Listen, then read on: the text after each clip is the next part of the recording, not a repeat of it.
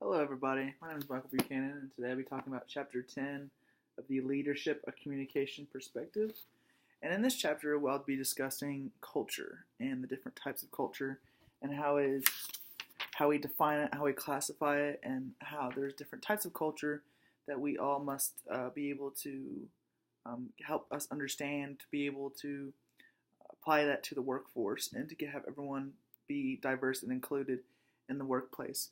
So to define culture in itself, talks about that culture is human and it's symbolic and it's a creation that takes many forms. Culture teachings result in very different assumptions and expectations and rules for interaction.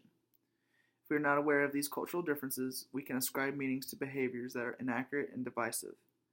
So basically that means that people that are stereotypical because they don't understand about a culture, or they have communicational barriers between one another, and they don't understand what's going on, so they'll have assumptions that are ignorant and wrong because they don't understand the cultural differences, and that's okay. That happens sometimes. That happens actually a lot, and we need to move forward towards getting away from that.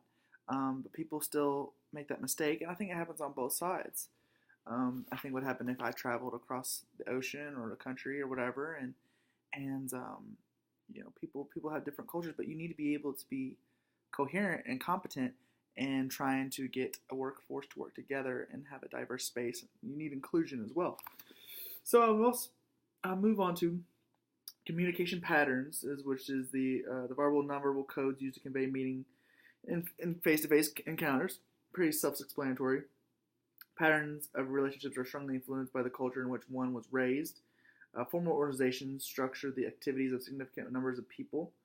What else we got? The collective wisdom of a culture is shaped by historical events such as immigration, invasions, wars, economic crisis, legal decisions, legislative acts, and the decision of prior leaders. A culture's external environment is, of course, their climate, their geographical surroundings, and what they're able to do with their natural resources. So one thing I also wanted to hit on was the high context and low context cultures. So in the past, well, I guess not in the past, but the United States is categorized as a low context culture, and what that means is basically we are very explicit, we're very to the point. We don't really shy away from saying things straight up. So, with that being said, we are overt and explicit, messages plainly coded, details verbalized, reactions on the surface, flexible in-groups and out-groups, fragile interpersonal bonds, commitment low, time highly organized.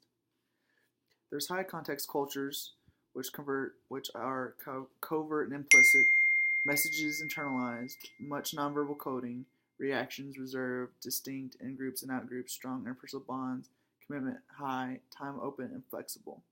So I think a couple countries that have high context cultures are like some Southeast Asian countries.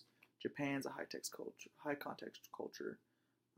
China's a high context culture, and these are places that, for example, that just kind of go about different things. So like another example is from the law sign in the United States of a low context culture is keep off the grass.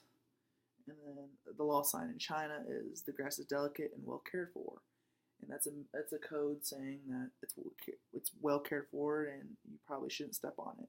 And they don't tell you straight up that you shouldn't step on it, but at the same time you shouldn't step on it, and they'll be offended if you do. Power distance talks about like an authoritarian leader in a different culture. The power distance between leaders and followers, the greater the fear of disagreeing with the superior, and the closer supervision and follower activities. Individualism, collectivism is the second of Hofstede's value dimension, distinguishes cultures by their beliefs about individuals and groups. So it just talks about like power and then also like individualism and collectivism. Another part of our cultures are the masculinity and femininity. I know in the U.S., women are more of nurturing and interpersonal relationships and caring for the family and weaker members of society.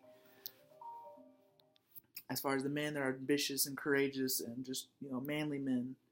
And those are some of the things that really describe this chapter, is just the different types of cultures and how they are used in different countries and how we use them here in the U.S. And it's kind of a compare and contrast. So hope everyone enjoyed this video and have a great day.